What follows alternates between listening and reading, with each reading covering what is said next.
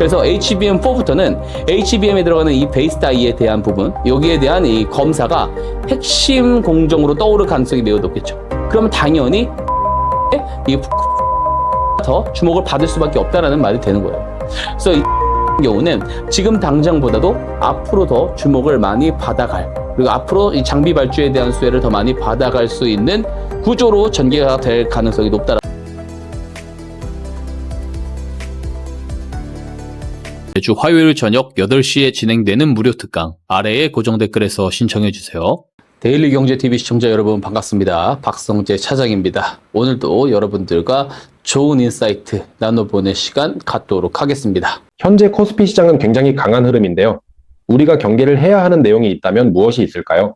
네, 지금 코스피가 9,000포인트를 넘겨서 올라오는 동안 그 올라온 배경을 보게 되면은 뭐 전체 업종이 강해서 올라왔다기보다는 반도체 업종이 특히 이 시장을 끌고 왔다라고 볼 수가 있죠. 특히나 그 안에서도 빅4 기업들이 있습니다. 삼성전자라든지 SK하이닉스, 뭐 삼성전기, 그리고 SK스퀘어 이 네 기업이 극단적으로 좀 수급 쏠림이 나오면서 얘네들이 시장을 조금 이끌고 올라왔다라고 볼 수 있어요. 그래서 코스피 9,000포인트라는 그 수치에는요, 사실 이 극단적인 양극화 현상이 그 안에 들어있다라고 볼 수가 있는 것이죠. 근데 이제 이러한 반도체 수급 쏠림 현상이 아예 이유도 없이 나오는 것이라고 보여지진 않아요. 왜 그러냐면 이번에 나온 수출 데이터를 보게 되면 한국에서 수출하는 수출 데이터의 41.2%가 반도체 쪽에서만 나왔거든요. 그죠? 그래서 반도체 수출 비중이 애초에 높습니다. 그래서 반도체 수급 쏠림 현상은 어찌 보면 당연하다라고도 볼 수가 있는 것이죠. 그리고 어떤 이제 특정한 기업들로 수급 쏠림 현상이 나오는 것이 비단 한국 증시만의 문제는 아닙니다. 미국 같은 경우도 보게 되면은 탑테크 기업들 10종목이 전체 시장에서 차지하는 이 시가총액 비중이 상당히 높습니다. 그래서 이것은 비단 한국만의 문제는 아니라고 생각이 되어지고요. 그리고 이제 반도체 사이클 같은 경우는 앞으로도 더 강하게 이어질 가능성이 더 높은 것이 우선 베이스 시나리오긴 한데, 그래도 아예 경계할 요인이 없는 것은 아닙니다. 단기적으로는 두 가지 요인들을 우리가 좀 잘 봐야 된다고 생각을 하는데요.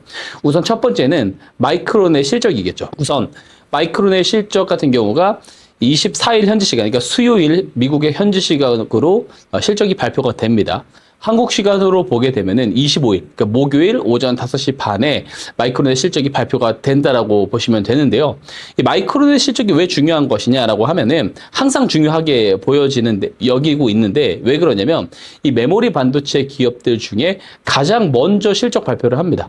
항상 그렇게 먼저 하는데, 그러면은 왜 더 중요하냐면, 이 마이크론의 실적 여부에 따라서 그 메모리 반도체 기업들의 그 해당 분기 실적에 대한 분위기를 미리 보기 역할을 할 수 있는 게 바로 마이크론 어닝 시즌이에요. 그래서 마이크론의 실적이 이 전체 메모리 반도체에 대한 이런 어떤 그 분기에 이 분위기를 좌지우지할 수가 있는 부분들이 있거든요. 그래서 마이크론의 실적이 상당히 중요한데, 지금 시장에서 예상하고 있는 주당 EPS를 보게 되면은 그 1.99달러, 그러니까 2달러 정도가 지금 예상이 된다라고 나오거든요. 그러면 1.99달러 예상치에 부합을 하게 되면 어떻게 되느냐? 그럼 주가가 빠지기 시작할 겁니다. 아마 한국 지수도 출렁임이 있을 수가 있겠죠. 왜 그러냐면 항상 현재 주가는 이 실적을 선반영하는 측면이 있어요. 그러니까 컨센서스는 항상 사전에 선반영이 된다라는 측면이 있고요. 더 중요한 것이 뭐냐면 메모리 반도체, 그리고 반도체가 전체적으로 강했잖아요. 그러다 보니까 지금은 예상치 정도가 아니고 예상치를 당연히 아웃퍼폼 할 것이다라는 부분까지도 이미 선반영이 되어 있는 측면들이 있습니다. 그렇기 때문에 이 마이크론의 실적이 예상치에 부합하는 정도가 아니라 아웃퍼폼을 해야 되는데, 어느 정도 아웃퍼폼을 하면 좀 강세 흐름이 이어질 수 있을 것이라고 보느냐? 저는 예상 주당 EPS 나온 것에 한 10% 이상은 나와야지만 이 반도체 강세 흐름이 조금 더 이어질 가능성이 있다라고 봐요. 그래서 이 부분을 우리가 한 가지 측면에서 되게 잘 봐야 되고, 또 다른 측면이 뭐냐면 우리가 6월 들어가지고 6월 초까지만 해도 시장 분위기가 어땠냐면 반도체 사이클 앞으로 계속 간다. 메모리 반도체 아직 멀었다. 여전히 메모리 부족하다. 뭐 이런 이제 내용들이 굉장히 주류 언론에서 계속해서 나오고 있었던 내용들이에요. 근데 지난주에 살짝 온도가 조금 바뀌는 그림들이 나오고 있거든요. 어떤 내용들이 나오고 있어요, 지난주부터? 반도체의 극단적인 수급 쏠림 너무 이제 과하다. 그렇죠. 특히 반도체 이 빅4 기업들에 대한 이 수급 양극화가 너무 극단적으로 나와 있다. 극단화되고 있다라는 내용이 증권가에서 나오고 있고 또 정치권에서도 일부 이야기들이 나오고 있어요. 그 말은 이런 분위기에 대한 부분들이 더 강해지게 된다면요. 이 시장의 심리적인 요인이 바뀔 수 있습니다. 즉 시장의 내러티브 자체가 전환될 여지가 있다라는 거예요. 그래서 이런 부분들도 우리가 잘 경계를 하고 체크를 할 필요는 있다. 그렇게 생각을 하고 있습니다. SK스퀘어가 하이닉스보다 강하게 올라가는 이유는 무엇인가요?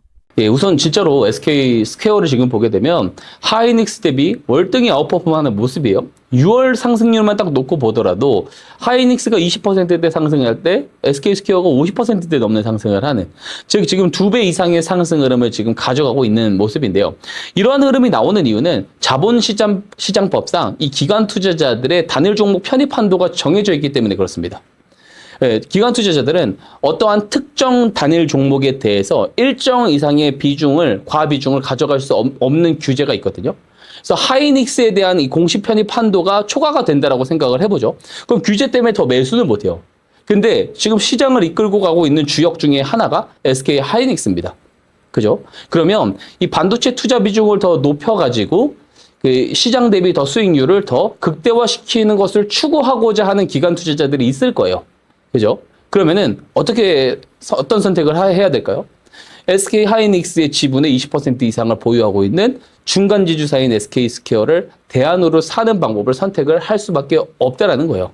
그러다 보니까 SK 스퀘어의 지금 매매 동향 창구를 보게 되면 기관 투자자들의 매수가 계속해서 들어오고 있는 것을 확인을 할 수가 있습니다.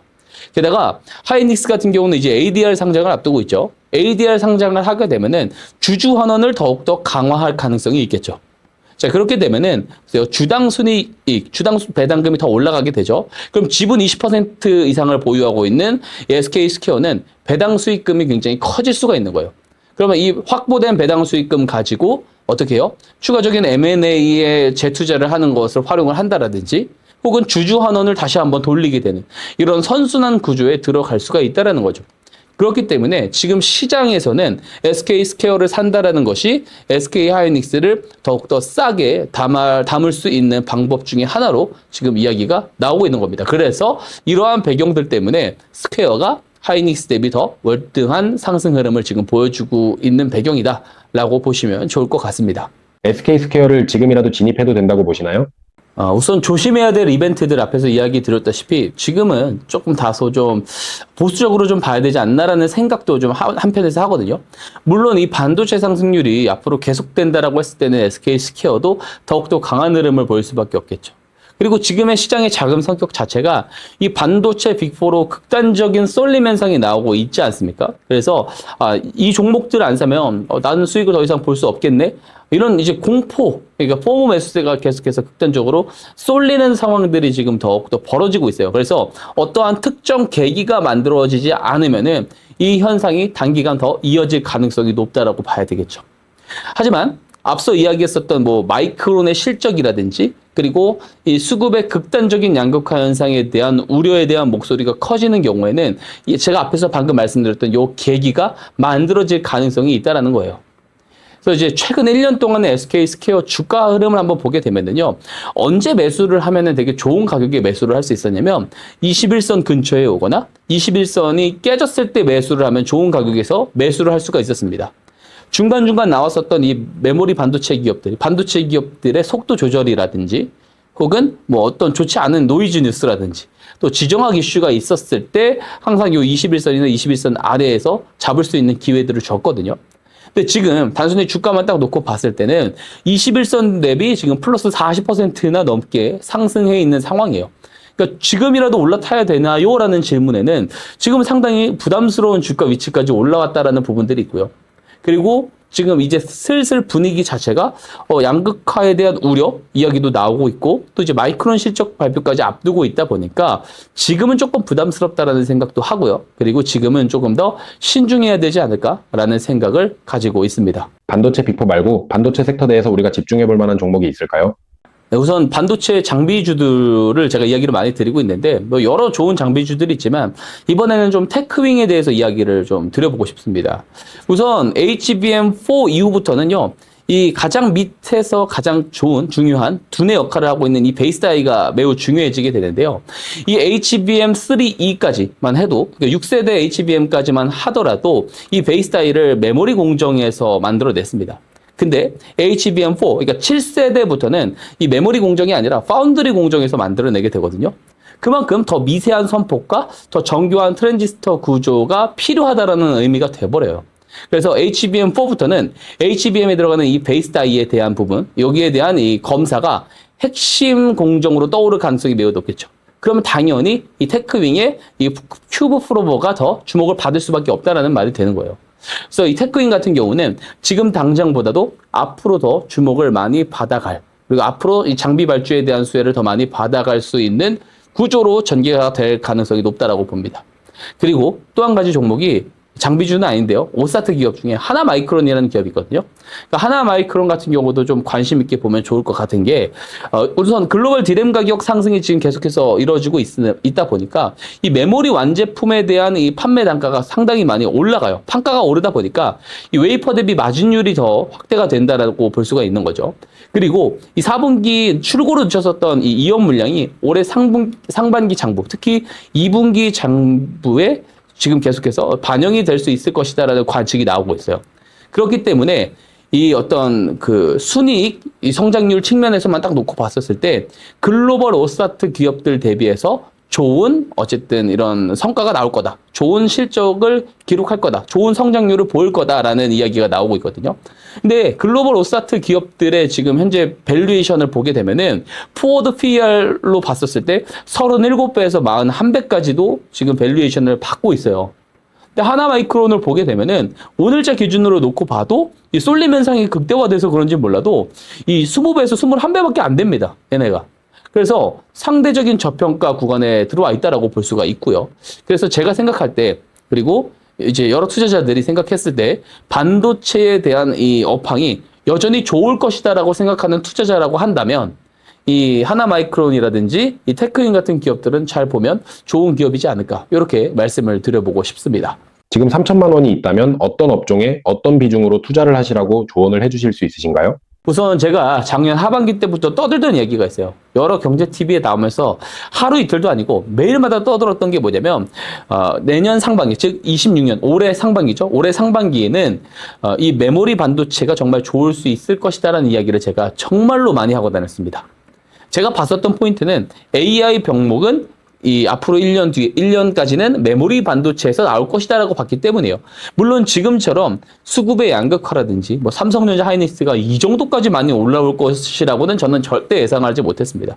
제가 이야기한 포인트는 얘네들의 주가가 얼마까지 올라갈 거야 보다는 AI 병목 현상이 메모리 반도체 쪽에 있을 것이다라고 봤던 거예요.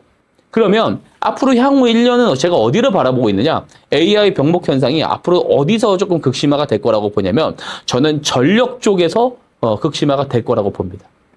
그러면 앞으로의 주요 핵심 대형 메타는 전력 쪽이라고 저는 보고 있는 건데, 그럼 반도체주를 다 팔고 전력 쪽으로 다 포트폴리오를 이전을 시켜야 되느냐? 그건 아닙니다. 반도체도 계속 견조한 흐름을 보일 거라고 보기 때문에 반도체를 주요 포트폴리오 포지션으로 가져가고 있었던 그런 상황에서 어느 정도 리밸런싱을 해가지고 전력 쪽으로 조금씩 이동을 해놓는 전략이 저는 중요하다고 봐요.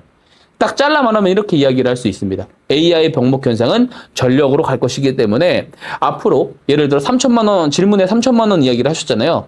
3천만 원 중에 2천만 원은 반도체와 전력 쪽에다가 포트폴리오를 분산 투자를 해놓고 나머지 1,000만 원 중에 절반 정도는 뭐 조선이라든지 방산 같은 기업들의 좀 분할 매수를 해놓고 나머지 500만 원은 현금으로 가지고 있겠다. 혹시 모르니까 현금으로 가지고 있겠다.